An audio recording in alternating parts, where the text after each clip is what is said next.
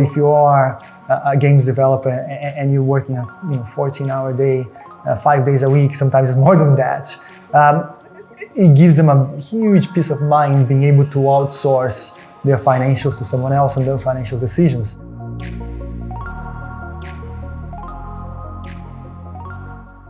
This is a very exciting year for the games industry, in particular because Grand Theft Auto 6, the latest franchise, is coming out later this year, and is actually arguably going to be the biggest launch of any video game ever. And that's bringing the Scottish element of that to the front, because some people may not be aware, but Rockstar North, the studio that produces it, is based in Edinburgh. And that's just one, probably the best known example, if you like, of how much of the video game industry is important to Scotland.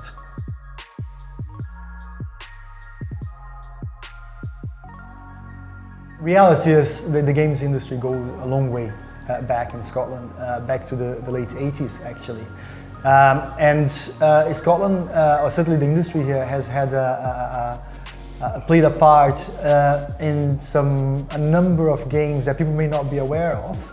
I mentioned Rockstar North, there's 4J Studios, and we're talking about games, Grand Theft Auto, we're talking about Minecraft.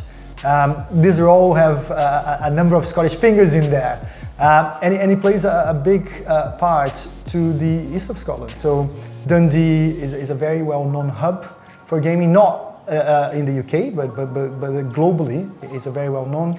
And actually it's been going for so long that there's a very strong ecosystem there. There's estimated to be over 160 studios, game studios in Dundee and in the area. And that is supporting a really, it's hard to call it nascent because it's been there for a while, but it's getting stronger and stronger sector of the Scottish economy.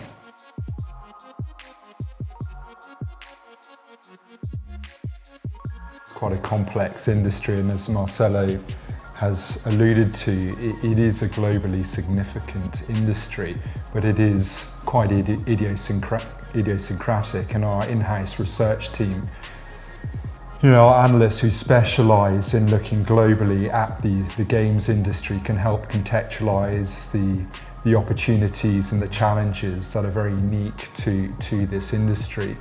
And really their outlook is very positive. They see very large revenue growth, including with things like Grand Theft Auto 6.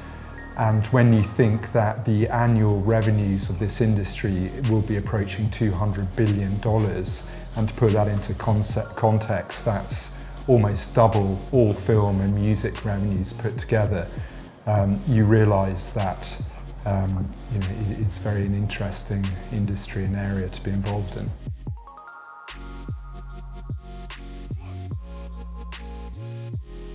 Most people will be surprised by the fact that the video games industry is so much bigger than the films and the music industry, for example.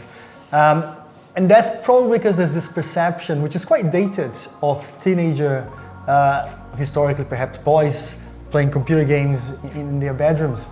And reality is the industry has evolved exponentially since then, both in terms of gender and participation, but also in terms of the channels on which games are played. One of the biggest platforms is mobile, and mobile gaming is huge. And then you're talking about now the likes of Netflix or Amazon Prime, for example, where they are developing their own gaming platforms. So the audience is much broader. In fact, the largest segment of mobile gamers are middle-aged women, which is a fact that is surprising to many people.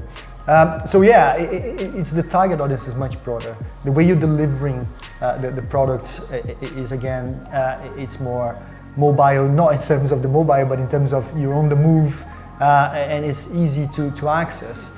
But also it's transcending into that film and the music industry.